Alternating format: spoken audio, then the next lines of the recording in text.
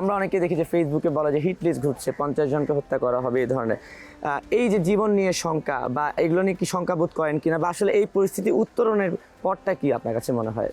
আমি কয়েকটা hit list দেখলাম ফেসবুকে, হয়তো সোশ্যাল মিডিয়ায়, বাট এটা কতটুকু রিলায়েবল আই ডোন্ট নো, এবং সবগুলোতেই আমার নাম 1 নম্বর 2 নম্বরে আমি পেয়েছি। তবে দেখেন, আমরা তো জুলাই গণঅভ্যুত্থানের সময় জীবন দেওয়ার জন্য প্রস্তুত ছিলাম। ওই একটা মাস প্রতিটা সময় মনে হয়েছে যে হয়তো বেঁচে ফিরবো না। 10 দিনের মতো গুম অবস্থায় ছিলাম, অ্যাবডাক্টেড অবস্থায় ছিলাম। তখনও মনে হয়েছে যে কখন কি করে কোনো নিশ্চয়তা নেই। সেখান থেকে আমরা ফিরে এসেছি দেশের মানুষের জন্য কাজ করার জন্য, এবং সেই জায়গা থেকে আসলে আমি মনে করি যে বোনাস লাইফ লিড করতেছি। তো অনেকেই বলে যে নিরাপত্তা ঝুঁকি আছে, ইলেকশন ক্যাম্পেইনে যাওয়ার দরকার নাই, ফ্যামিলির সবাই খুব ভয় আছে। তাদের মতামত হচ্ছে ইলেকশনই করার প্রয়োজন নাই, বিশেষ করে হাদি ভাইয়ের ঘটনাটার পর। তারপরে আবার এই যে হিটলিস্টের কথা নানা সময় শোনা যায়, ফলে ফ্যামিলির মধ্যে একটা আতঙ্ক আছে। কিন্তু আমরা আজকে যেখানেই আছি, দেশের মানুষজন আমাদেরকে চেনে জানে, এটার অবদান হচ্ছে আমাদের জুলাই গণঅভ্যুত্থানের শহীদদের। তাদের আকাঙ্ক্ষা বাস্তবায়নের জন্যই হয়তো মহান আল্লাহ তাআলা আমাদেরকে বাঁচিয়ে রেখেছেন। জুলাই গণঅভ্যুত্থানের মতো একটা বিভীষিকাময় সময় থেকে আমাদেরকে বাঁচিয়ে রেখেছেন। তো সেই কমিটমেন্টের জায়গাটায় আমি বিশ্বাস করি যতদিন বেঁচে থাকি কাজ করে যাওয়া প্রয়োজন।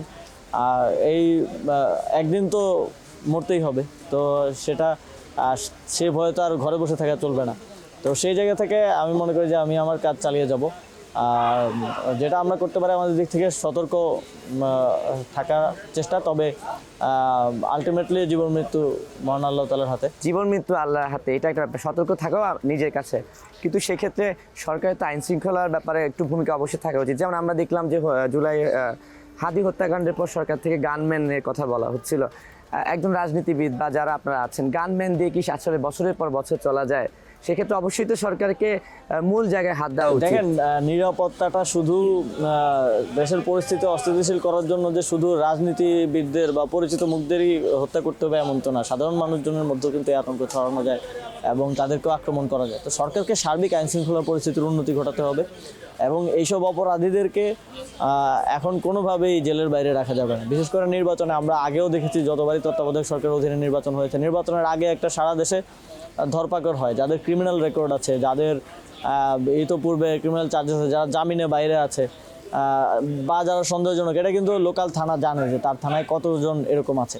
তো তাদের সবাইকে একটা অভিযানের মাধ্যমে নির্বাচনের সময়টা অন্তত এই সাধারণ মানুষজনের নিরাপত্তার জন্য, প্রার্থীদের নিরাপত্তার জন্য এবং একটা সুষ্ঠু নির্বাচন করার জন্য এই সন্ত্রাসীদেরকে, সে যে দলেরই হোক কিংবা দলের বাইরে হোক, মাফিয়া হোক, গ্যাংস্টার হোক, তাকে জেলে রাখাটা প্রয়োজন। এবং এটা আমি যখন সরকার ছিলাম আমি বারবার বলেছি। যদিও ওসমান হাদি ভাই শহীদ হওয়ার পরে ডেভিল হান্ট ফেজ 2 শুরু হয়েছে, কিন্তু আমার ছিল যে এটা পরামর্শ ছিল যে এটা আরও আগে করা। কারণ প্রত্যেকটা নির্বাচনে আমরা দেখি পৃথিবীর বিভিন্ন জায়গায় এই প্র্যাকটিসটা আছে একটা সুষ্ঠু নির্বাচনের স্বার্থে। কারণ আপনি সন্ত্রাসীদেরকে বাইরে রাখলে কোনোভাবেই সুষ্ঠু নির্বাচন করা সম্ভব না। বাংলাদেশে আমরা দেখেছি কেন্দ্র দখল হয়, অস্ত্রের ঝনঝনানি হয় নির্বাচনকে কেন্দ্র করে। সেগুলো জুলাই গণঅভ্যুত্থানের পরে আমরা দেখতে চাই না, জনগণও দেখতে চায় না। জনগণের মধ্যে ভোট নিয়ে যে উৎসব মুখরতা থাকার কথা, সেখানে একটা আতঙ্ক বিরাজ করে এই সন্ত্রাসীদের জন্য। তো সরকারকে অবশ্যই এদেরকে গ্রেফতার করার মাধ্যমে এবং ইন্টেলিজেন্স সিস্টেম আরও অ্যাক্টিভেট করার মাধ্যমে নিরাপত্তাটা নিশ্চিত করতে হবে। শুধু প্রার্থীদের না, ভোটারদের, সিভিল সোসাইটির মানুষজন আছেন এবং সকলের সার্বিক নিরাপত্তা পরিস্থিতির উন্নতি ঘটাতে হবে।